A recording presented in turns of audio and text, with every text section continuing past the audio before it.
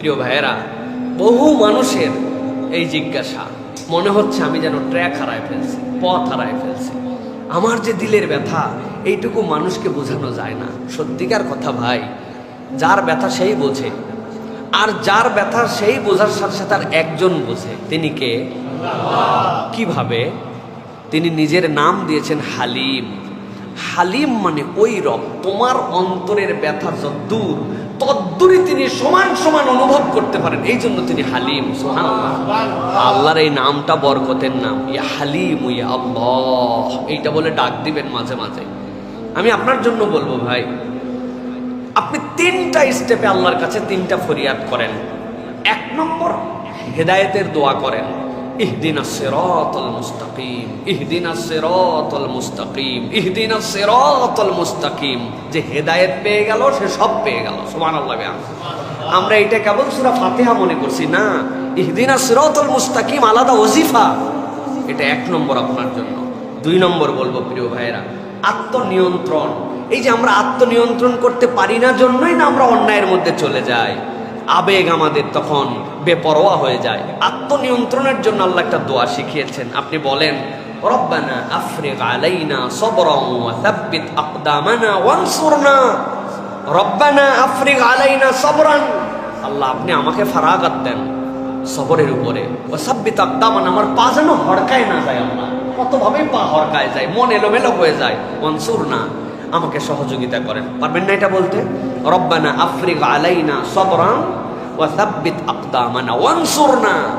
আর 3 নম্বরে আল্লাহর কাছে আপনি একটা কায় মনোবাক্যে ক্ষমা চান আর নতুন শুরুর জন্য আল্লাহর কাছে কামনা করেন। নবীজি কিভাবে করতেন?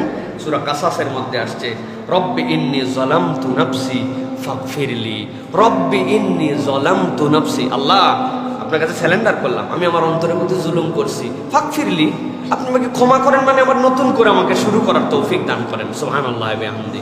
3টা জিনিস বলেছি।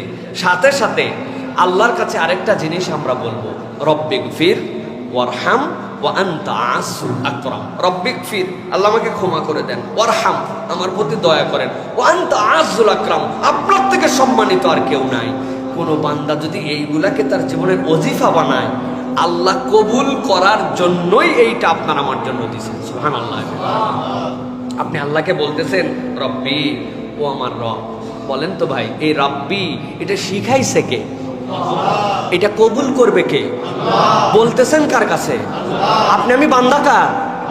আল্লাহ রাব্বুল আলামিন কবুল করার জন্য আপনারা শিখাইছেন, রব্বি ইন্নী যালামতু নাফসি ফাগফিরলি। আল্লাহ বলতেছেন তুই আবেদন দে, আমি তোরে শিখাই দিলাম কবুল করার জন্য। সুবহানাল্লাহ।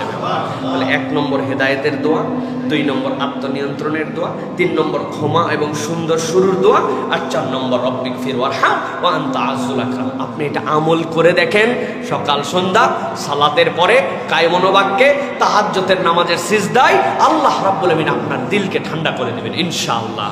রাস্তা কোন দিক দিয়ে বাড়াবে আপনি জানেন না। ওয়া মান ইয়াত্তাকিল্লাহ ইয়াজআল লাহু মাখরাজা।